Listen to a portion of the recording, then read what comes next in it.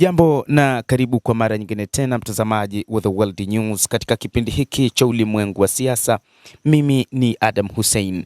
Moja kati ya yale tuliokuwa nayo ni taarifa iliyotoka katika jeshi la Iran, ambapo jeshi hilo linasema uvumilivu utawashinda na hatimaye wataamua kuingia katika mapambano.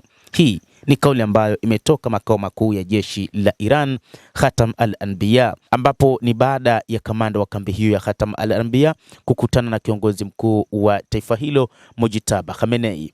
Vyombo vya habari vya Iran vinasema kamanda wa kambi ya Khatam al-Anbiya amekutana na kiongozi mkuu wa taifa hilo Mujtaba Khamenei, lakini moja kati ya mambo muhimu ambayo yamezungumzwa ni namna ambavyo kiongozi huyo mkuu wa taifa hilo la Kiislamu la Iran ametoa mwongozo na mwelekeo wa nini cha kufanya wakati huu ambapo bado wapo katika hali ngumu ya kupambana na Marekani na Israel.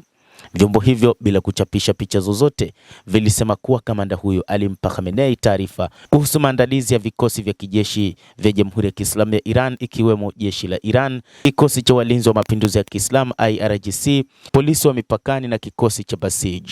Kamanda huyo ametoa taarifa hizo kutokana na hali ya sasa ilivyo, na kulingana na ripoti hizo, kiongozi mkuu wa Jamhuri ya Kiislamu ya Iran Mujtaba Khamenei aliwashukuru wanajeshi wa Iran kwa kupigana vita dhidi ya Marekani na Israel, na ametangaza hatua mpya pamoja na mbinu za kukabiliana na maadui. Aidha, msemaji wa kamati ya usalama wa taifa na sera za kigeni katika bunge la Iran amesema kuwa uvumilivu na kujizuia kwao utaisha kabisa. Ebrahim Rezai aliandika katika mtandao wa X kuwa shambulizi lolote dhidi ya meli zetu litakabiliwa na jibu kali kutoka Iran na tutalenga meli na kambi za Marekani. Hii ni ikiwa Marekani itaamua kuanzisha mashambulizi dhidi yao, lakini pia ni kutokana na Iran kutoa majibu ya hoja 14 za Marekani kutokana na vita vinavyoendelea. Ibrahim Rezai aliandika katika ukurasa wake wa X akisema ikiwa Marekani wataanzisha tu mashambulizi, basi majibu makali yatatoka upande wa Jamhuri ya Kiislamu ya Iran. Rezai aliongeza kuwa lazima muzoe utaratibu huu mpya wa kikanda. Wakati huu kiongozi mkuu wa Jamhuri ya Kiislamu ya Iran inadaiwa sasa yupo imara na anaendelea na shughuli zake za kulijenga taifa, lakini pia kiongozi huyo ndiye anayetoa mwongozo wa nini cha kufanya wakati huu katika mapambano mazito dhidi ya Marekani. Lakini kwa upande wa rais wa Marekani Donald Trump amedai kwamba kwa sasa bado wanaendelea na operesheni dhidi ya Jamhuri ya Kiislamu ya Iran na kwamba operation haijamalizika nchini humo. Donald Trump aliambia televisheni ya Marekani ya ABC kuwa hakusema wamemaliza operesheni ya kijeshi nchini Iran, ila wameweza kuishinda vita. Rais huyo aliongeza kuwa hatuwezi kuiruhusu Iran kuwa na silaha za nyuklia kwa sababu ni watu wenye misimamo hatari.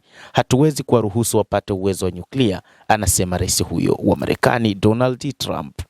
Trump aliulizwa kama operesheni za kivita dhidi ya Iran zimekamilika na akafafanua kuwa si kusema hivyo. Nilisema tumewashinda, lakini hiyo haimaanishi kuwa kila kitu kimeisha. Tunaweza kuendelea kwa wiki nyingine 2 na kushambulia malengo yoyote. Kuna malengo maalum ambayo huenda tayari tumeyashambulia kwa 70%, lakini bado kuna mengine tunaweza kuyalenga. Trump alisema kuwa hata kama Marekani haitafanya mashambulizi zaidi, Iran itahitaji miaka mingi ili kujijenga upya, anasema rais huyo wa Marekani Donald Trump. Mtazamaji wa The World News, hayo ndio tuliokuwa nayo, na bila shaka nawe pia una nafasi ya kulike, una nafasi ya kucomment, kadhalika una nafasi ya kusubscribe channel yetu hii